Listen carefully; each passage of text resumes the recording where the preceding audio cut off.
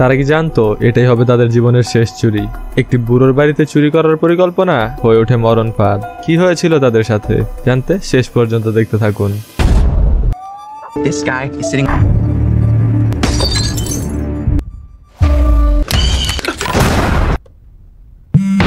তিন বন্ধুকে নিয়ে গল্পের শুরু। তাদের একজনের নাম অ্যালেক্স, আর সে এই গল্পের প্রধান চরিত্র। এই তিন বন্ধু একটি বাড়িতে চুরির পরিকল্পনা করে, যা কোনো সাধারণ বাড়ি নয়, হাই সিকিউরিটি ওয়ালা বাড়ি। কিন্তু অ্যালেক্স পাত্তা দেয় না, কারণ তার বাবার কাছে বাড়ির চাবি আছে। এর কারণ তার বাবা সিকিউরিটি সার্ভিসে কাজ করে। তারপর এই তিন বন্ধু কিছু মূল্যবান জিনিসপত্র চুরি করে ফিরে আসে, কিন্তু বিক্রি করতে গেলে তেমন টাকা পায় না। এটা স্বাভাবিক, কারণ এই জিনিসগুলো চুরি করা। এর কারণে তারা হতাশ। কিন্তু অ্যালেক্সের বন্ধু, যার নাম মানি, সে সবাইকে বলে চিন্তার দরকার নেই, আমার আরেকটি পরিকল্পনা আছে। সে তাদের এমন একটি বাড়ির কথা বলে যেখানে একজন বৃদ্ধ লোক একা থাকেন, আর সেখান থেকে চুরি করা বাচ্চাদের খেলা। মানি তাদের বলে এই বৃদ্ধের কাছে $3 লাখ আছে, এই চুরি আমাদের জীবনে নতুন মোড় নেবে। কিন্তু অ্যালেক্স বলে না, আমার এখন মন খারাপ, আমরা কি চুরি করা বন্ধ করতে পারি না? এই আলোচনা এখানে বন্ধ হয়। যখন অ্যালেক্স বাড়িতে পৌঁছায়, তখন সে তার বান্ধবী, যার নাম রকি, তার কাছ থেকে একটি মেসেজ পায়। সেখানে রকি বলে আমার একটা ছোট বোন আছে, যার জন্য আমি কিছু করতে চাই। এখানে এই বার্তার ইঙ্গিত দেয় যে অ্যালেক্স বৃদ্ধের বাড়িতে চুরি করার জন্য যেন প্রস্তুত হয়। এখন তারা তিনজনই সেই বৃদ্ধের বাড়িতে চুরি করার জন্য প্রস্তুত। প্রথমে তারা বৃদ্ধের বাড়িতে নজর রাখে। এখন তারা অন্ধ বৃদ্ধকেও দেখতে পায়। সে বৃদ্ধ সেনাবাহিনীতে চাকরি করার সময় একটি মিশনের চোখ হারায়। কিন্তু এই চুরিতে একটা বড় সমস্যা হলো যে বৃদ্ধের বাড়িতে একটা বড় কুকুর আছে, যা অনেক বিপজ্জনক। স্বাভাবিকভাবে এই বাড়ির নিরাপত্তাও বেশি ছিল, কিন্তু অ্যালেক্সের কাছে এই বাড়ির চাবি আছে। প্রথমে তারা কুকুরটিকে অজ্ঞান করে, তারপর তারা অ্যালার্ম বন্ধ করে। তারা খুশি মনে মেইন গেটের দিকে এগিয়ে যায়, যাতে তারা দরজা খুলে ভেতরে গেলেই চুরি করতে পারে। কিন্তু এটা কি? দরজায় অনেকগুলো লক ছিল, কিন্তু অ্যালেক্সের কাছে শুধুমাত্র একটি চাবি ছিল। তাই তারা সবাই হতবাক হয়ে গেল। তারপর রকি বলে ধৈর্য ধরো এবং আমাকে জানালা দিয়ে ভিতরে যেতে দাও। সে তখন এটাই করে, তারা জানালা ভেঙে ভেতরে প্রবেশ করে। এখন মানি সোজা চলে যায় বৃদ্ধের ঘরে, যাতে তাকে বেহুশ করতে পারে আর সহজেই চুরি করতে পারে। কিন্তু বৃদ্ধের ঘরে ঢোকার সাথে সাথেই তার ঘুম ভেঙে যায়। মানি ভয় পায় যে পুরো হয়তো তার আগমন বুঝতে পেরেছে। অন্ধ হওয়ায় বৃদ্ধ মানিকে দেখতে পায় না। সে উঠেছিল শুধুমাত্র টেলিভিশন বন্ধ করার জন্য। মানি যে কাজটি করতে এসেছিল তা সম্পূর্ণ করে। সে ঘুমের গ্যাস ছড়িয়ে দেয় এবং ফিরে আসে। তারা তিনজন আবার একত্রিত হয় এবং একটি দরজা দেখতে পায়। এটা বন্ধ।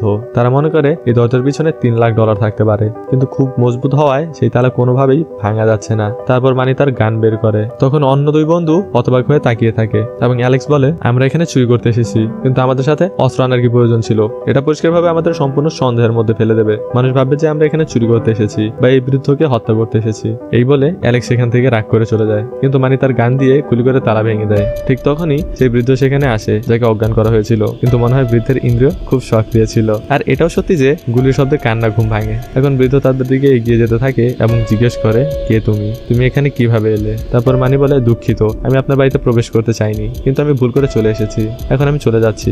তখন বুড়ো বলে কোথায় যাচ্ছ আর তুমি কে? তখন মানি বলে সামনে এগিয়েও না, আমি তোমাকে গুলি করে মেরে ফেলবো। মানি গান চালায়, কিন্তু তার উদ্দেশ্য বৃদ্ধকে হত্যা করা নয় এবং টার্গেট মিস করে অন্যদিকে শুট করে। এদিকে বৃদ্ধ তার কাছে এসে মানিকে শ্বাসরোধ করে জিজ্ঞেস করে তোমার আসল উদ্দেশ্য বলো। এখানে বোঝা যায় যে পুরো লোকটি শক্তিশালী। বৃদ্ধ মানির গলা টিপে ধরে রাগান্বিত ভাবে জিজ্ঞেস করছে বলো তোমার সঙ্গীরা কোথায়? মানি বলে আমার সাথে কোনো সঙ্গী নেই, আমি এখানে একা এসেছি, আমাকে ছেড়ে দাও, কথা দিচ্ছি আর ফিরবো না। তারপর বৃদ্ধ তাকে ছেড়ে দেয়, যাতে সে স্বস্তির দীর্ঘশ্বাস ফেলতে পারে। কিন্তু মানি জানতো না যে এটাই হবে তার শেষ নিঃশ্বাস। বৃদ্ধ তার গান দিয়ে তাকে গুলি করে হত্যা করে। কাছে দাঁড়িয়েছিল রকি। সে আশ্চর্য হয়ে সহ্য করা ছাড়া কিছুই করতে পারে না, কারণ বুড়ো যদি জানতে পারে যে সেও এখানে আছে, তাহলে তাকেও মেরে ফেলবে। গুলির শব্দ শুনে অ্যালেক্সও ফিরতে শুরু করে। ভিতরে এসে সেই বৃদ্ধের মুখোমুখি হয়, কিন্তু সে সরে যায় যাতে সেই বৃদ্ধ তাকে খেয়াল করতে না পারে। তারপর সে নিজেকে আড়াল করে। ঠিক তখনই রকির কাছ থেকে একটি মেসেজ পায় যে এই বৃদ্ধ আমাদের মানিকে হত্যা করেছে। তখন অ্যালেক্স চিন্তিত হয়ে ওঠে আর তাকে জিজ্ঞেস করে তুমি কোথায়? আমি এই বাড়িতেই আছি। রকি অ্যালেক্সকে বলে যে আমি একটা গোপনীয় স্থানে আছি। ঠিক তখনই সেখানে হাজির হয় বৃদ্ধ।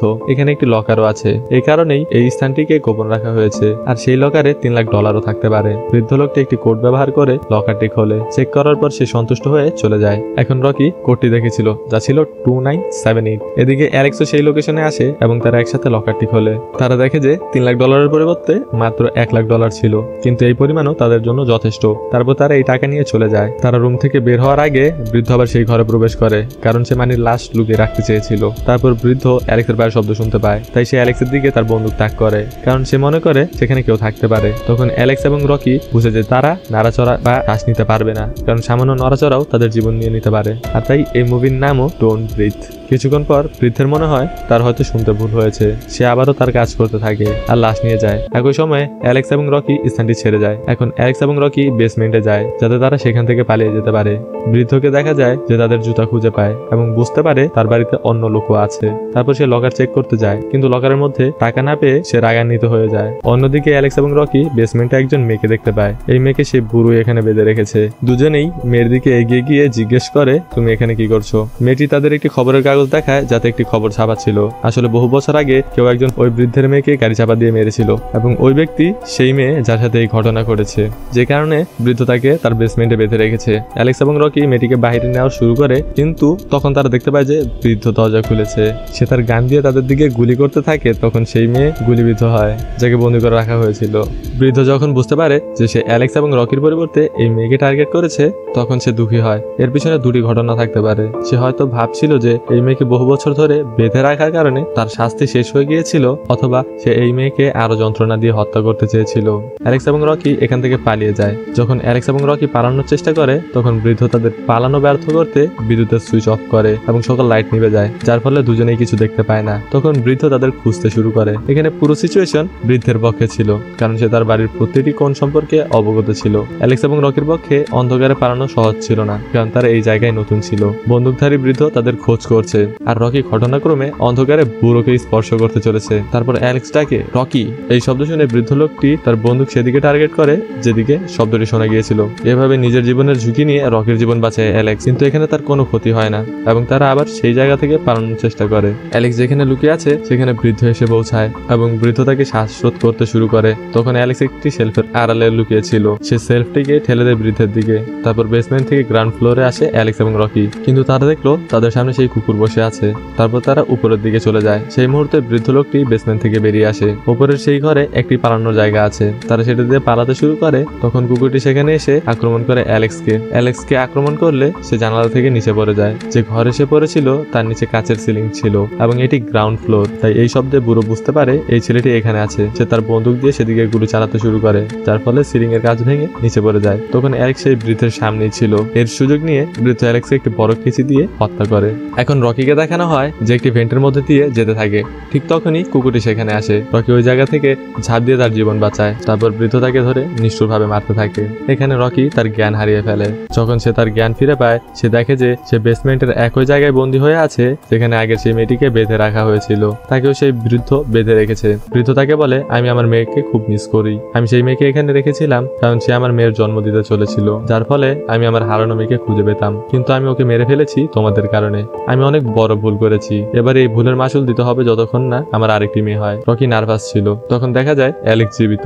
আসলে অ্যালেক্স মানির বডি তার উপরে টেনে দিলে বৃদ্ধ তাকে কেঁচি দিয়ে আক্রমণ করে, কিন্তু বৃদ্ধের ধারণা সে অ্যালেক্সকে কেঁচি দিয়ে আঘাত করেছে। অ্যালেক্স সেখানে উপস্থিত হয় এবং একটি বড় হাতুড়ি দিয়ে বৃদ্ধকে আক্রমণ করে আর তার হাত বেঁধে রাখে। তারপর সে রকিকে নিয়ে উপরে চলে যায়। এখন তারা সেই $1,00,000 নিয়ে নেয়। এখন তারা শেষ পর্যন্ত এখান থেকে পালাতে চলেছে। তারা পালাতে গেলে বৃদ্ধ তাদের পিছু নেয় এবং সে তার গান দিয়ে গুলি করে অ্যালেক্সকে হত্যা করে, কিন্তু রকি দরজা খুলতে সফল হয় আর বাইরে ভোর হয়ে গেছে।